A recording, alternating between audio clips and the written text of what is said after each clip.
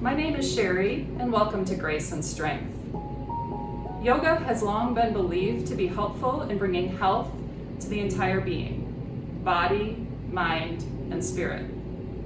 However, some believe that they're unable to practice yoga because of their reduced mobility. It may be difficult or even impossible for them to get up and down off of a yoga mat. So chair yoga is the answer for many in this situation. Chair yoga utilizes the three main components of any yoga practice: meditation, breath work, and movement. Many of the postures are done seated in the chair, while others are done standing with the aid or support of the chair. So join me in this 15-minute practice as we explore the importance of our foundation, both physically and spiritually. Let's begin. First, let's talk about the importance of stability as we set up our practice space. You will want to choose a sturdy chair, preferably one without arms. The surface underneath the chair needs to be slip-proof. Carpet will work fine, but if you have a hard surface floor, you will want to use a yoga mat underneath the chair. This will prevent the chair from sliding on the floor and also provide traction for your feet in the standing postures.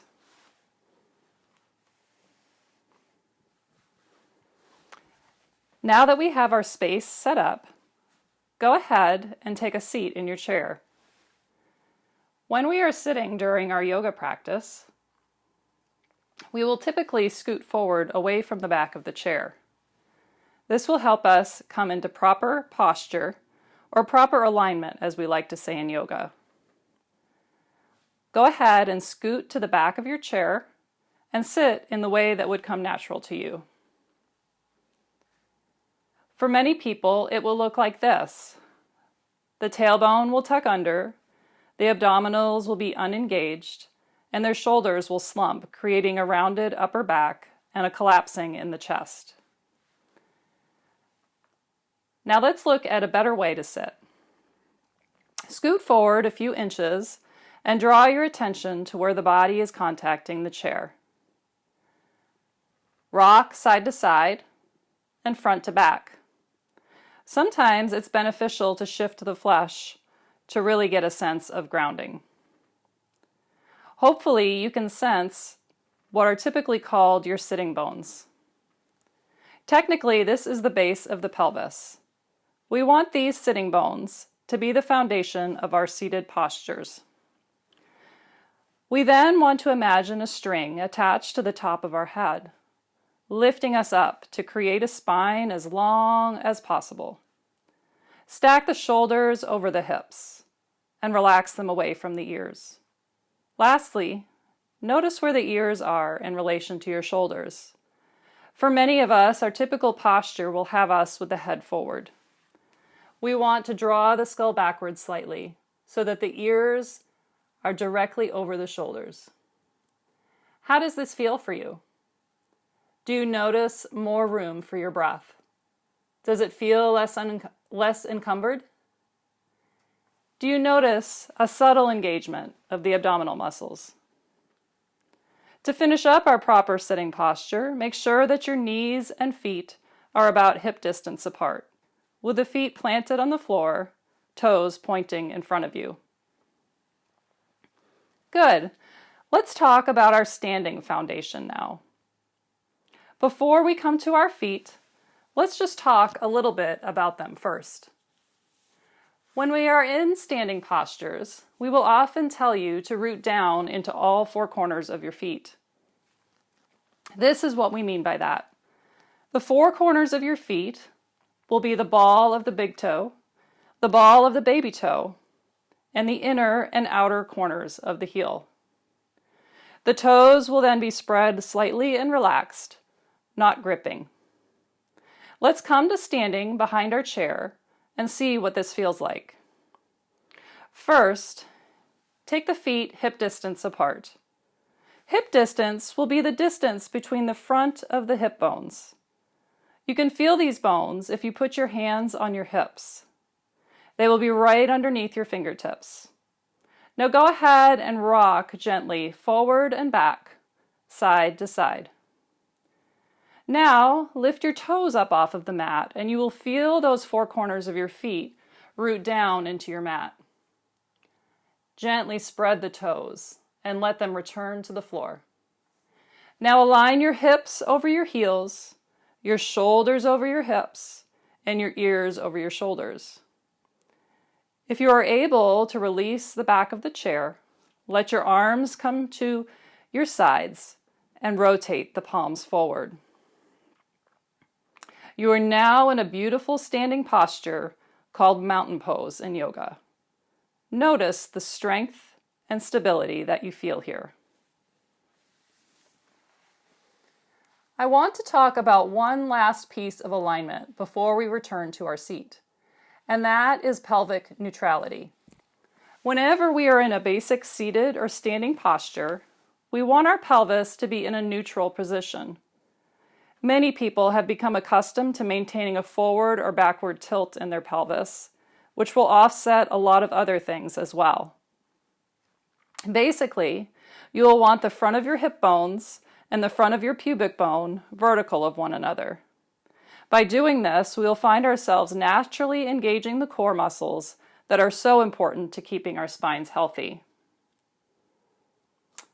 Now, let's return to our seat, where we will cover the basics of breath work and complete our practice with a short biblical meditation. Come to your basic seated posture, as we discussed before. Allow the hands to rest comfortably on your lap or thighs, and the eyes to close if you feel safe doing so. Just bring your awareness to the breath. Don't change it or force it in any way. Just notice it. Observe its entry and exit points. Observe its journey within the body. Where does the breath travel to? Perhaps you'll want to place one hand over the heart and one hand on your belly to really connect with where the breath moves. Notice the temperature of the air as it enters and as it exits. Noticing the breath can be a beautiful way to become more present. Simply noticing the breath and being grateful for it can reconnect us to God. It is through the breath that He gives us life, and it is through the breath that He gave us His Spirit. We will now practice the three-part breath. Take both hands and place them over the belly. As you inhale and exhale through the nose, focus on the expansion and contraction of this part of your body. On the inhale, allow the belly to expand like a balloon. Forget about worrying about what your belly looks like. Let the breath travel deep down, the lungs pressing the diaphragm down. On the exhale, draw the navel in and up, activating the diaphragm to expel all of the breath. We'll take about 3 or 4 more breaths here.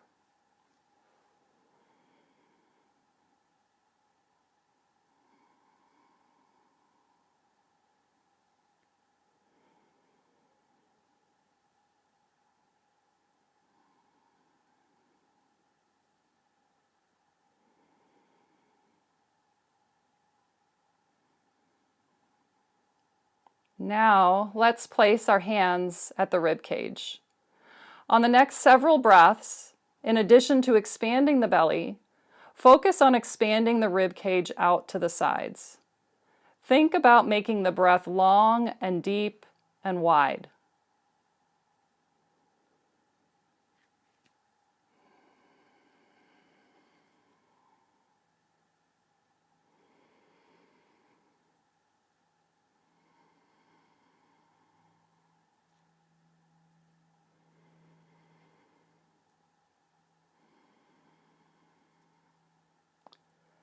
Lastly, let's place the hands over the upper chest, fingers touching the collarbone. After the rib cage expands on the next inhale, sip in just a bit more air to allow for the chest to rise. As you exhale, the chest falls, the ribs contract, and the belly draws in. Beautiful. Now allow the hands to relax back onto your thighs and take 5 more breaths, focusing on all 3 parts of the breath. On each inhale, expand the belly, the rib cage, and the chest. And on each exhale, allow the chest, the rib cage, and the belly to contract.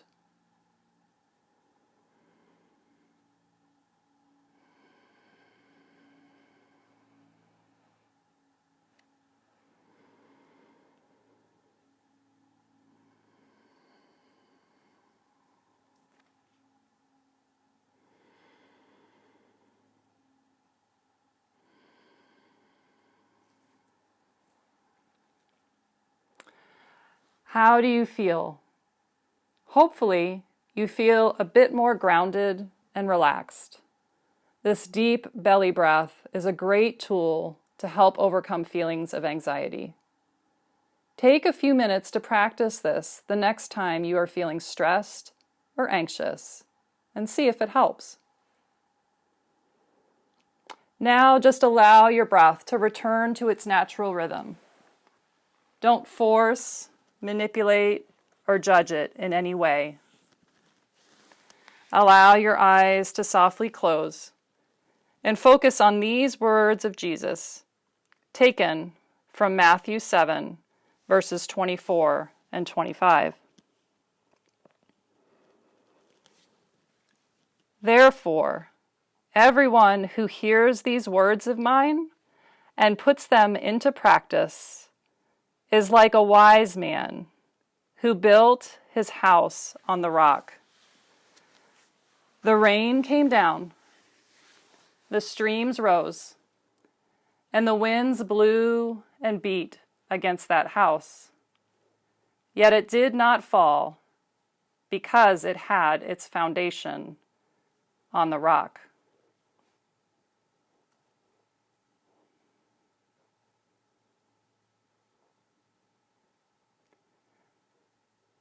So take a few moments to notice if a word or phrase from that scripture is just kind of echoing in your ear.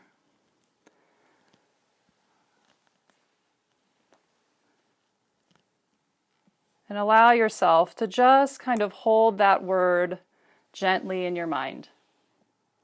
Perhaps beginning to ponder what the Lord has for you in this scripture.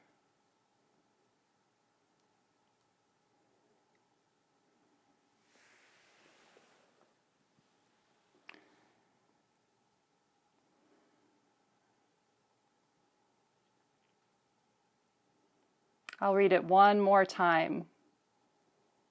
Again, notice if a thought or reflection begins to form, or you just notice that word or phrase, or perhaps a different one this time.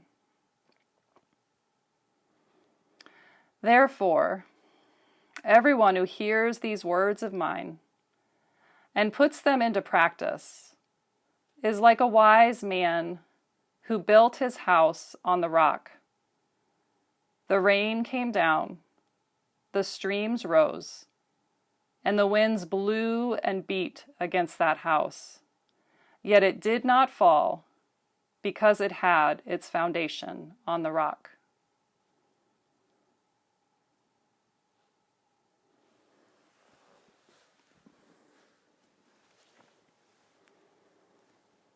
I want to share with you a really beautiful and simple way to practice meditation and breath work. It's called the breath prayer. We simply take a portion of scripture and link it to our breath. With the inhale, we focus on a name or aspect of God, and on the exhale, we offer our prayer or praise. For instance, to meditate on our scripture that we just read together, we might use, Inhale, Jesus, and on the exhale, you are my rock. Or on the inhale, word of life, and on the exhale, build me up. Or maybe you have something different in mind that arose from whatever words or phrases stood out to you within the scripture. You could also imagine receiving something from God, such as peace, as you inhale, and releasing something, such as worry, as you exhale. I encourage you to take the next 5 minutes to practice whatever breath prayer speaks to you today. You can even take the breath prayer with you throughout the day and repeat it anytime you feel anxious or need to feel reconnected to God.